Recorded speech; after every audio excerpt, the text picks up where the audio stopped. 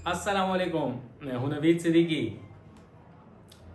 गजा के ऊपर इसराइली कब्जे के 493 दिन मुकम्मल हो चुके हैं। 19 जनवरी को एक सीज फायर मुआहदा हुआ हमास और इसराइल के दरमियान,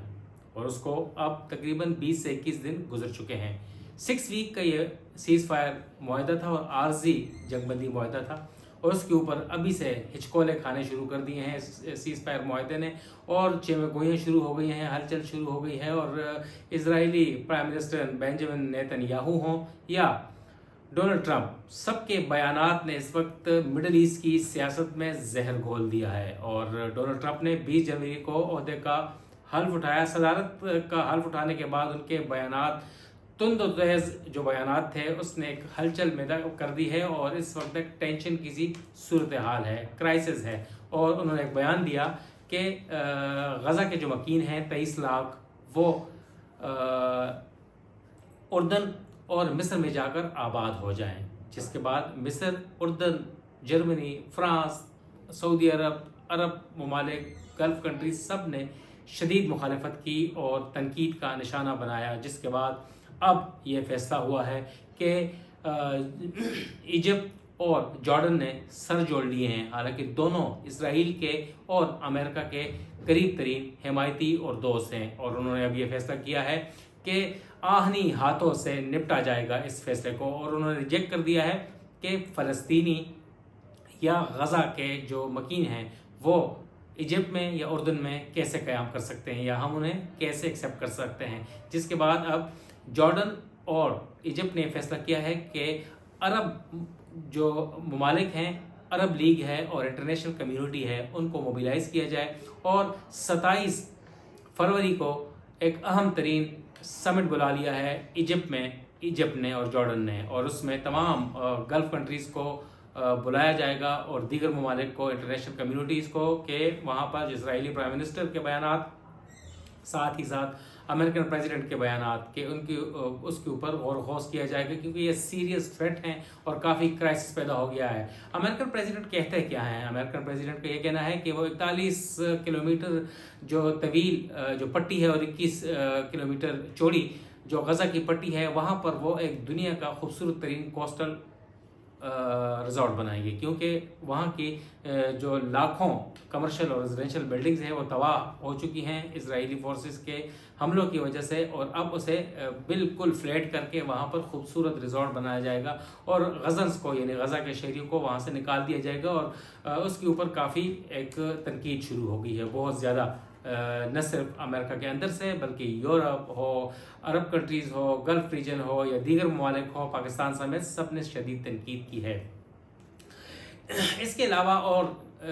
एक गुज़िश्ता रोज़ Benjamin Netanyahu, Israeli prime minister, ने एक बयान दिया है। उनका कहना है कि फ़लस्तीन की जगह या फ़लस्तीन के अवाम की जगह वो सऊदी अरब है, और सऊदी अरब में जाके आबाद होने चाहिए, और हम टेक ओवर करने लगे हैं। इजरायली प्राइम मिनिस्टर का ये कहना है कि वो अमेरिका को ये दे देंगे, उसके ऊपर टेक ओवर कर लेंगे, कब्जा कर लेंगे, और इसराइल और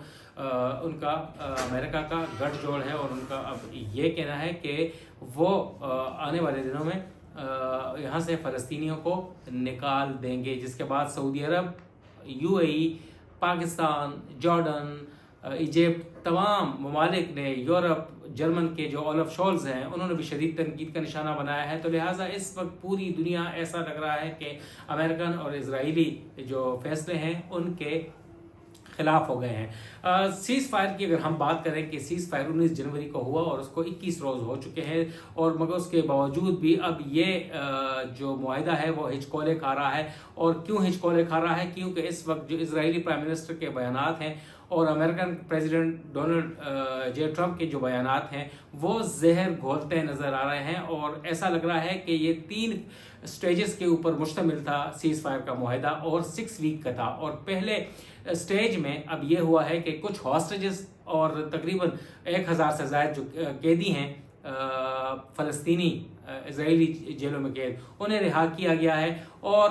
पहले ही स्टेज में यह तय पाया था कि निताज़म का जो इलाका है, जो कि एक मेन आर्टरी है غزہ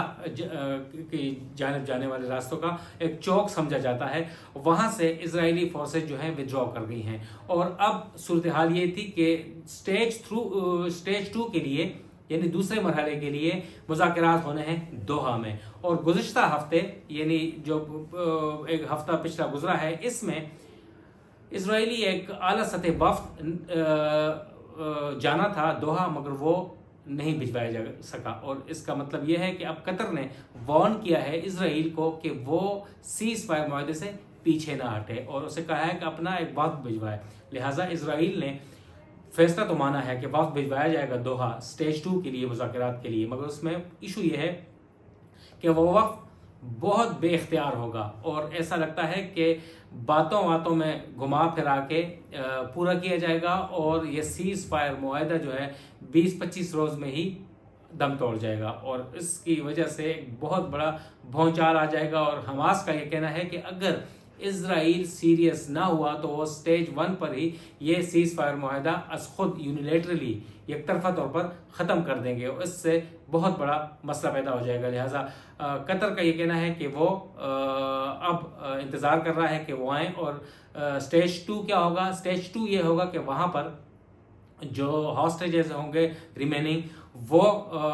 انہیں رہا کیا جائے گا، کچھ فلسطینی قیدیوں کو رہا کیا جائے گا، اور دوسرا کچھ علاقوں سے فورسز ودرا ہوں گی، اور تیسرے سٹیج پہ یہ ہوگا کہ اسرائیلی فورسز مکمل طور پر غزہ کی جو ٹیریٹری ہے وہاں سے ودرا کر جائیں گی، انخلا کر جائیں گی، اور وہاں پر غزہ کی ریکنسٹرکشن کا عمل شروع ہو جائے گا۔ اور اس وقت ریکنسٹرکشن کے بارے میں بتایا جا رہا ہے کہ $100 ارب $1 خرب کا خرچہ آئے گا غزہ کی تعمیر کو، اور مگر یہ پیسہ دے گا کون یہ کچھ پتہ نہیں ہے، مگر جس قسم کے بیانات ڈونلڈ ٹرمپ کے اور نیتن یاہو کے آ رہے ہیں، اس سے لگتا ہے کہ یہ سیز فائر معاہدہ نہ صرف ختم ہوگا بلکہ اس کے اوپر قبضہ کیا جائے گا، مگر ظاہر ہے زمین کے مالک جو ہیں وہ غزہ کے شہری ہیں، فلسطینی ہیں، اس کے اوپر کوئی قبضہ نہیں کر سکتا، اور اس سے مزید سیکیورٹی کی صورتحال پیدا ہو جائے گی اور ٹینشن مزید پھیل جائے گی۔ اور حماس کا یہ کہنا ہے کہ ہم یہ خود سے ہی ختم کر دیں گے، اور اس وقت لگتا ایسا ہے کہ ظاہر ہے ایجپٹ اور امریکہ اور قطر یہ تینوں ممالک ایسے تھے جو کہ گارنٹر تھے سیز فائر معاہدے کے، جو کہ 19 جنوری کو جس کے اوپر دستخط کیے گئے تھے، مگر اس طرح لگتا ہے کہ اب یہ معاہدہ خطرے میں پڑ گیا ہے، کیونکہ جارڈن بھی اس وقت امریکہ اور اسرائیل کے خلاف نظر آ رہا ہے، کیونکہ اس کے اوپر تنقید ہو رہی ہے، اور وہاں پر فلسطینیوں کو یا غزنز کو آباد کرنے کے لیے انہیں کہا جا رہا ہے۔ اس کے علاوہ قطر بھی اسرائیل کی نیت بھانپ چکا ہے، اور امریکہ کی اس نے بو سونگ لی ہے کہ اب اسرائیل دوبارہ سیز فائر معاہدہ توڑنا چاہتا ہے اور غزہ کے اوپر قبضہ کرنا چاہتا ہے، اور اس قسم کی صورتحال میں اب لگتا نہیں ہے کہ یہ مزید چل پائے گا 6 ویک تک، کیونکہ اس وقت مذاکرات ہونے تھے کہ اسے پرمنٹ سیز فائر کی طرف لے جایا جائے، عالمی برادری بھی یہی کہہ رہی ہے، مگر اس سے اب سب لوگ انکاری ہیں اور معاہدہ خطرے میں پڑ گیا ہے۔ اب ہم آتے ہیں ایک دوسرے ایشو کی طرف۔ جب ڈونلڈ ٹرمپ نے حلف نہیں لیا تھا، اور حلف لینے کے بعد انہوں نے ایک بیان دیا کہ وہ ڈنمارک کا ایک آٹونومس علاقہ ہے گرین لینڈز، وہاں پر قبضہ کر لیں گے۔ یہ ایک اسٹریٹجیکلی علاقہ ہے اور بہت چھوٹے جو علاقے کے اوپر وہ چند کلومیٹر کے اوپر وہ واقع ہے، مگر اسٹریٹجیکلی بہت زیادہ ضروری ہے ٹو کاؤنٹر رشیا، اور وہاں پر ان کا جو anti ballistic missile defence system وہاں پر نصب ہے، اور مزید نصب کرنا چاہتا ہے امریکہ، تاکہ کچھ ممالک کو وہاں پر کاؤنٹر کیا جا سکے، یعنی رشیا کو کاؤنٹر کیا جا سکے، مگر اس کے بعد ان کے اوپر ڈنمارک سمیت یورپین ممالک نے، نیٹو نے شدید تنقید کی کہ ایسا نہیں ہو سکتا، اس سے یورپ اور امریکہ کے مابین کرائسس بڑھے گا۔ اب ایک نئی تجویز آئی ہے اور بہت دلچسپ تجویز آئی ہے، اور وہ بھی ڈنمارک کی جانب سے آئی ہے، اور ڈنمارک کا یہ کہنا ہے کہ گرین لینڈ کو تو ایک سائڈ پہ رکھیں۔ اب ڈنمارک چاہتا ہے کہ وہ کیلیفورنیا خرید لے، اور کیلیفورنیا خریدنے کی پیشکش کر دی ہے ڈونلڈ ٹرمپ کو، اور ایک پیٹیشن کے اوپر 2 لاکھ سے زائد ڈینش ریزیڈنٹس جو ہیں، ڈینش کے جو نیشنلز ہیں، انہوں نے دستخط کیے ہیں، اور ڈونلڈ ٹرمپ اور امریکہ سے یہ کہا ہے اور پیشکش دی ہے کہ ڈنمارک کیلیفورنیا کا علاقہ ایک ट्रिलियन डॉलर में ख़रीदना चाहता है, क्योंकि कैलिफोर्निया ऐसा इलाका है और बहुत बड़ी स्टेट है अमेरिका की, और कहा जाता है कि वहाँ पर साल के 365 दिन में 300 दिन शदीद धूप होती है, गर्मी होती है, और ये सूट करता है डेनमार्क को, और डेनमार्क $1 ट्रिलियन में ख़रीदना चाहता है। क्यों ख़रीदना चाहता है? एक तो मौसम, क्योंकि डेनमार्क में शदीद सर्दी होती है, 6 महीने दिन 6 महीने रात होती है, और शदीद सर्दी की वजह से निज़ाम ज़िंदगी मफलूज हो जाता है, और अब $1 ट्रिलियन देकर वो ख़रीदना चाहता है। क्यों ख़रीदना चाहता है? कि वहाँ पर धूप बहुत ज़्यादा है, गर्मी है, हमें सूट करती है। दूसरा, वहाँ पर एवोकाडोस बहुत ज़्यादा खूब लजीज हैं और बहुत ज़्यादा उगते हैं। कहते हैं कि अमेरिका के 90% एवोकाडो की जो बागात हैं, जो प्रोडक्शन है, वो कैलिफोर्निया से आती है। और हम डेनिश यानी कहते हैं कि हम एवोकाडो टोस्ट जो है वो टेस्ट करना चाहते हैं, हम चाहते हैं कि हमारे मुंह में एवोकाडो का जायका हर वक्त रहे, इसलिए हम $1 ट्रिलियन में यह ख़रीदना चाहते हैं। अब पता नहीं है कि क्या वो ये जवाबी वार है डेनमार्क की जानिब से या कुछ और, मगर अमेरिकन प्रेसिडेंट को और अमेरिका को ये पेशकश कर दी गई है। अभी तक जवाब का मुंतज़िर हैं।